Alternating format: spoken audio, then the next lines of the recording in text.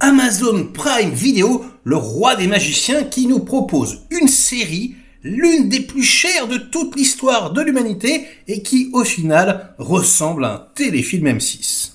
Chapeau bas, les amis.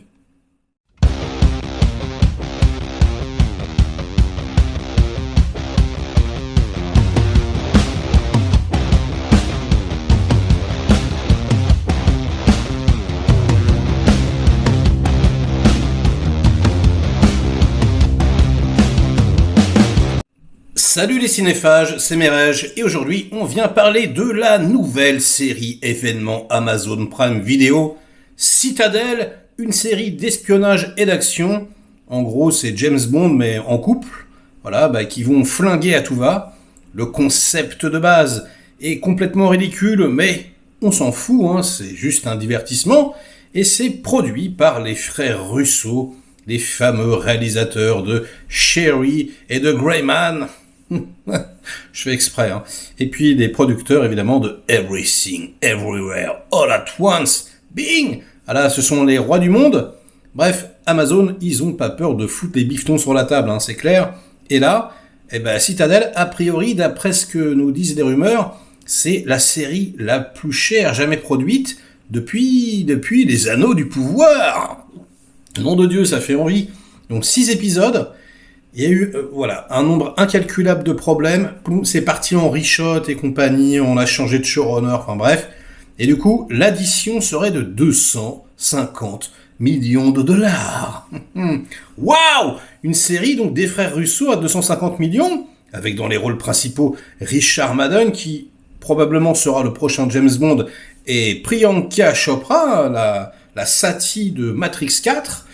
Pourquoi pas? Pourquoi pas, franchement, moi, j'aime l'action, j'aime l'espionnage. Allez, on va voir ce que ça donne.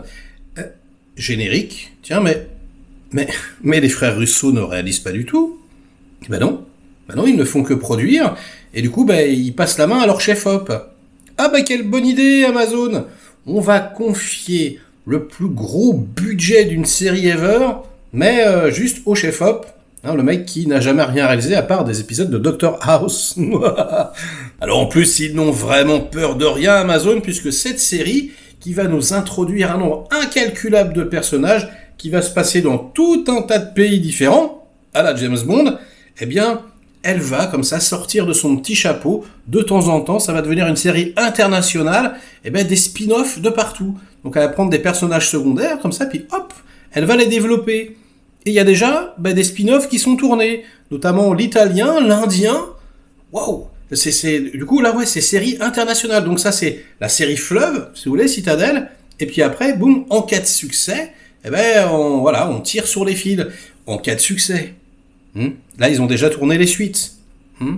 Et là, ce que je viens de voir, les enfants, comment vous dire, ce n'est pas du tout, mais alors pas du tout satisfaisant. La série, elle est en plastique. C'est genre ultra problématique. Et je suis quand même plutôt bon public, Donc ça commence en gros dans un train. Un train à grande vitesse. Genre il y a une scène d'action, je sais pas, qu'ils ont peut-être pensé pharaonique à la base. Mais là c'est pas possible. Là, rien ne fonctionne. Donc l'alchimie entre les deux acteurs principaux, je t'en parle même pas. Donc en gros, le concept de départ il est trop drôle. En plus, Citadel, c'est une agence d'espionnage, sauf qu'elle appartient à aucun gouvernement.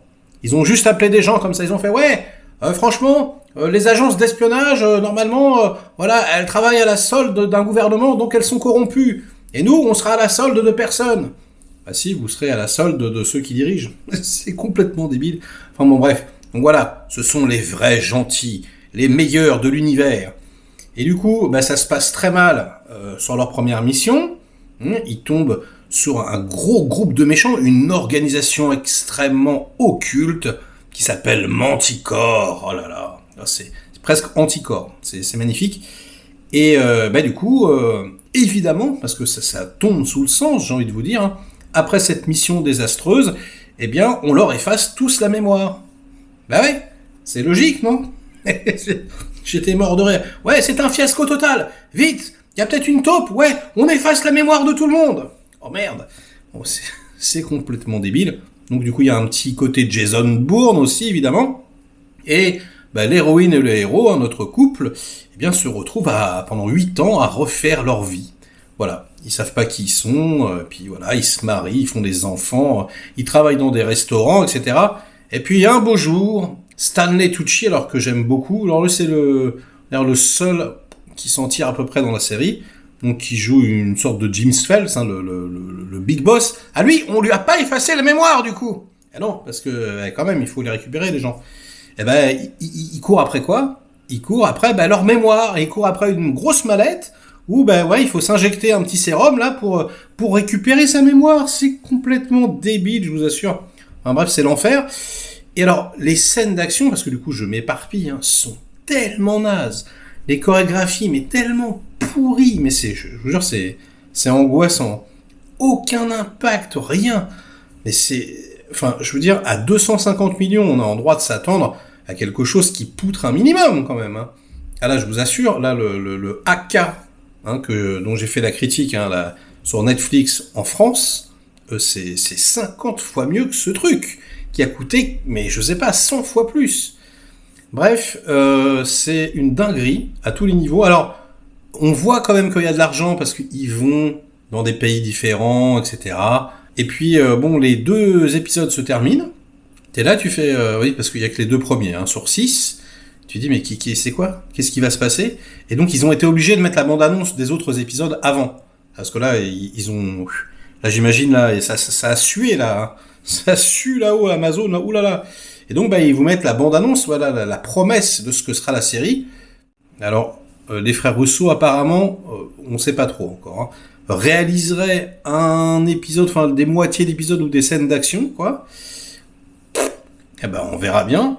Et de toute façon, j'ai envie de dire, même là, c'est pas forcément rassurant, puisque dans The Gray Man, qu'ils ont eux-mêmes réalisé, c'était pas non plus extrêmement folichon. De là à penser que quand c'est un produit streaming, ils en ont un peu rien à battre et qu'ils font ça en dilettante, il n'y a qu'un pas que je ne franchirai pas. Hein. Donc écoutez, c'est de la merde, hein, vraiment, on va pas se mentir. Si vous en attendez rien du tout, je veux dire, voilà, vous dites, bon, peut-être que vous trouvez, ouais, je sais pas, peut-être vous allez vous dire, ouais, je sais pas, en mangeant en même temps, j'en sais rien. Peut-être ça va vous divertir un tout petit peu, j'en ai aucune idée. Moi, personnellement, quand même, hein, 250 patates, les frères Russo, je m'attends à quelque chose de couillu, je suis désolé. C'est la série la plus chère de l'histoire, quasiment. Là, c'est invraisemblable. Accident industriel. Évidemment, hein, on jugera quand on aura vu les 6 sur la globalité. Mais très franchement, c'est l'enfer. Bref, ce sera tout hein, pour cette petite vidéo du jour qui est partie un petit peu dans tous les sens. Hein, je sais pas ce qui s'est passé. Likez-la si elle vous a diverti un minimum. Délikez-la sinon. Et inondez-moi de commentaires. Donc comme d'habitude pour faire marcher le petit robot YouTube. Et nous on se retrouve très vite pour de prochaines aventures. Ciao!